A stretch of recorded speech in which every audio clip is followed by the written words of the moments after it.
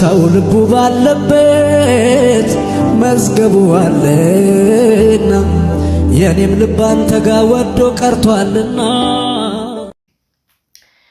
ነጋኔ ፈራሪ ዋቀዩ ሁንዱማ keessaniif habaayatu jaallatamtootaaf kabajamtoota maatii Singitan Miidiyaa lafaaf haala keessa jirtanitti nagaan isiniif haa ta'u. Akkam jirtu nagaa keessanii ulfinni waaqayyoof haa ta'u. Nagaa keenya kan baay'isee guuftan ulfinaan haa jajamu. Akkuma beekamu gidduu kana baay'ee badeen jira. Namoonni baay'een YouTube keenyas irratti hojjechuu viidiyoo haaraa nu qaqqabeen beeku. Kana dura waan haaraa qabadheen isinii dhufa jettee waadaan hongeellee turte. Jedhanii namoonni baay'een koomentii naa barreessaa turani. Dhugaa dubbachuudhaaf koomentii isin karaa keessaa naa barreessitanis ta'e kan isin YouTube jalatti naa barreessitanis nan dubbisaa jechuudha yeroo baay'ee. Waaqayyo sinaa eebbisu wanta ani hojjedhu baay'ee akkasiin jaallattan nan beeka. Dhugaadha kana dura yeroon seera YouTube ergan guuttadhee booddee kana booda waan haaraa qabadhee isinii dhufa jedhee akkan dubbadhee ture nan beeka. Suni yaadeen ture viidiyoo wayii viidiyoo yerootti torbee keessa yeroo lama viidiyoo gadhiifamu nama dalagsiisuudhaaf mata duree wayii irratti nama hojjisiisuudhaaf ofii kootii akkuma beekamu waa YouTube irratti hojjetamu baay'ee dhaloota barsiisaa bashannansiisa kan jedhu sammuu keessaa nan qaba. Garuu ammaaf wanti na daangessu akkuma beekamu biyya bakkee jira. Anarree naaf mijata yeroo qaba naa mijata waan barbaade hojjechuudhaaf garuu nama na barbaachisa akkasuma meeshaalee waraabbii na barbaachisa jechuudha. Kanaaf ammaaf ani viidiyoo dhuunfaa kootti hojjetamu dhuunfaadhaan nama tokkoon hojjetamu yoo ta'e malee hojjechuu hin danda'u. Kana dura immoo sagantaa dhaabbataadhaan viidiyoo wayii nama hojjisiisuu fi kan yaade naa milkaa'uu didee nan dhiise jechuudha. Kanaaf hin badee darbee immoo viidiyoo akkasumatti yeroo tokko ammaa fi yeroo tokko yeroo mata duree viidiyoo akkan hojjedhu na taasisu wayii yoo jiraate ofuma hojjedha. Yeroo muraasa booddee immoo yeroon gara biyyaa galee akkuma dubbadhe waan haaraa qabadhee isinii dhufan jedha. Waaqayyo sinaa kabaju. Kanatti aansuudhaan guyyaa har'aa immoo dhaamsa wayii qabadhee dhufe keessumaa obboloota biyya hambaatii fi gara sanatti darbuudhaan dura garuu Singitan Miidiyaadhaaf haaraa kan taatan subscribe taasisuudhaan gara maatii kootti dabalama. Namoonni haaraa dabalamtanis ta'e dursa maatii kan turtanii immoo viidiyoo haaraan yeroo isin qaqqabu yeroo hundumaa like share comment gochuudhaan guddina chaanaalii kootii keessaa qooda qabaadhaan jedha waan abboomtaniif ulfaadha. Dhimmi ani guyyaa irraa irratti dubbachuu barbaadu keessumaa obboloonni biyya hambaa garaagaraa keessa jiranii yeroo rakkinni tokko isaan mudatee yookiin dhukkubsatanii yookaan immoo maatii waliin jiraata wajjin rakkoon isaan mudatee rakkina isaanii sana namni isaaniif arguu dhabamee birmanna kan barbaadan yookiin immoo deeggarsa kan barbaadanii rakkoo isaanii sana akka gargaaramaniif gara sooshaal miidiyaatti kan fidan yoo fi dubbatachuu dadhaban immoo namoota wajjin hojjetan yookaan immoo namoota ollaa isaaniitti kan himatanii namoonni ollaa isaanii jiran immoo rakkoo isaanii sana yookaan bifa viidiyootiin yookaan immoo sagaleedhaan yookaan immoo suuraanii kan karaa sooshaal miidiyaa namootaatti sheer godhanii jechuudha. Yeroo baay'ee wanti nani arguu fi samoona kana wanti na mudate namoota rakkatan sana kallattiitiin nama sana qunnamuu danda'an viidiyoo bukkeen jiru yookiin lakkoofsi bilbila nama sana yookiin manni yaalaa isaan keessa jiranii yookiin immoo kallattiitiin nama sana qunnamanii jiru jechuudha.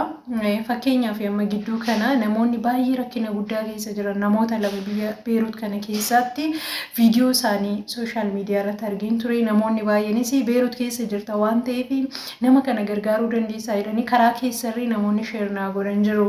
Ishiin tokko akkuma baay'een keessan argitanii rakkoo sammuu qabdi. Dubbachuu hin dandeessu ofii sagalee garaagaraa sagalee iyyaa dhageessisti nama biraatu viidiyoo hojjetee sheer godhe jechuudha.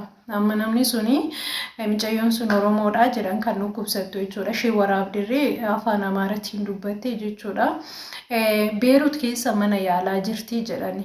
Manni yaalaa ishiin jirtu hin kaayamne viidiyoo san keessatti lakkoofsi bilbilaa hin kaayamne. Nama kana akkamitti gargaaruun danda'ama? Mana Beerut keessa manni yaalaa tokko lama sadii miti yookaan achi yookiin asii jedhanii deemanii barbaaduun hin danda'amu. Kanaaf kana qofas miti immoo isheen tokko biyyuma Beerut kana keessatti ji'a sagaliin hojjedhee jette ji'a sagaliif mindaa kun fudhannee jette kanarra haati ishee fi madaamin koo tara na dabaddabu jette miidhama guddaa keessa jira maaloo na gargaaraa an bilbila hin qabu ammayyuu nama ollaatu namootatti madhu jedheetu bilbila naaf laate jetteetu dubbattee jechuudha isheenis viidiyoo ishee malee naannoon isheen jirtu yookiin immoo lakkoofsi madaamii mana sanaa hin jiru jechuudha nama kanaam akka salphaatti gargaaruun danda'ama garuu akkamitti gargaarama kallattiin namni sun ittiin argamu gaafa immoo namoota viidiyoo sana poosti godhanii karaa keessa seennee gaafa gaafannu kanuma viidiyoon kanan arge malee waan an beekuun qabu jedhu namoonni poosti godhan sunis immoo nama biraa gaafa dhattee gaafatte akkasuma jechuudha. Kanaaf amma obboleettii kana gargaaruun namoonni as keessa jiru gargaaruun dandeenyu jechuudha. Kanaaf viidiyoo qofa sheer gochuun faayidaa qabeessa hin taasisu jechuudha. Viidiyoo sana namni kumni meeqa yoo arge kallattiin ittiin nama sana gargaaran hin jiru yoo ta'e hin kaa'amne yoo ta'e rakkisaadha jechuudha. Tarii faayidaa qaba viidiyoo sheer gochuun faayidaa qaba jedhee kan yaadu utuma sheer ta'u tasa maatii ishee bira yookiin firoota ishee bira qaqqabe mucayyoon sun karaa seera qabeessan biyya kana dhufte yoo ta'e dallaalaa irraan deemte gaafachuudhaan dallaalaan sun immoo biiroo gaafachuudhaan bifa sana mana sana haala isheen keessatti rakkattee jirtu sana keessaa baasuudhaan yoo baasan ta'e malee nuni gargaaruu namoonni as keessa jirru gargaaruu hin dandeenyu jechuudha. Kanaaf otuma nuti biyya kana keessa jirru immoo namoonni akkasitti ijoolleen keenya rakkachuun jechuun baay'ee ulfaata. Biyya Beerut keessatti rakkoo kamuu haa ta'u waan humni keenya danda'u kamiinuu nuti ijoolleen Beerut keessa jirru gargaaruu dandeenya jechuudha. Kanaaf walumaa galatti maal jechuu barbaadeni namoonni viidiyoo tokko sheer gootan nama rakkate tokko akka gargaaramuuf gaafa sheer gootanii jalqaba sheer gochuudhaan dura madda viidiyoo sanii barbaadaatoo odeeffannoo guutuu nama sanarraa fudhadhaa odeeffannoo guutuu wajjin viidiyoo sana poosti taasisaa jechuudha. Sanaan alatti odeeffannoo guutuu hin qabu viidiyoo qofa yoo ta'e rakkisaadha namni tokko otoo gargaaramu akka salphaatti gargaaruu nutuma dandeessisu tokko namni sun rakkina keessa tura jechuudha. Kanaaf maal jechuu barbaadeni dhaamsi koonni gabaabaan isa kanaadha.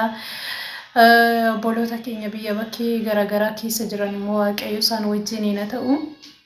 Obboleettiin kun amma dhimma isheetiif kan dubbadhu kun obboleettii sammuu ishee xiqqoo sammuu ishee dhukkubsatee rakkoo sammuu qabdu kun hagayyuunatti maalirra akka isheen jirtu hin beeku jechuudha. Namoonni jalqaba viidiyoo ishee sheer gochaa turan sunis jalqaba sheer godhanii madhiisan malee ergasii obboleettii sun haala keessa jirtu deebi'ee namni nu beeksise hin jiru jechuudha. Kanaaf baay'ee rakkisaadha biyya ormaa keessatti immoo yoo dhuma waaqayyoon gaditti nutumti warri lammii walii taane yoo walii birmanne malee beektu jechuudha. Araboonni hamma nuti fayyaa qabnuti malee gaafa fayyaa hin qabne namni nu jaallatan baay'een hin jiranii jechuudha. Kanaaf waaqayyo gooftaan macaa ijoollee keenya wajjin haa ta'uun jedha. Waaqayyo sun haa eebbisuudhaan seeni guyyaa irraa qabadee dhufee kana fakkaata ulfaataa viidiyoo biraatiin deebi'ee akka hin dhufutti turtii gaarii qabaadha. ሰው ልቡ ባለበት መዝገቡ አለና የኔም ልብ አንተ ጋር ወዶ ቀርቷልና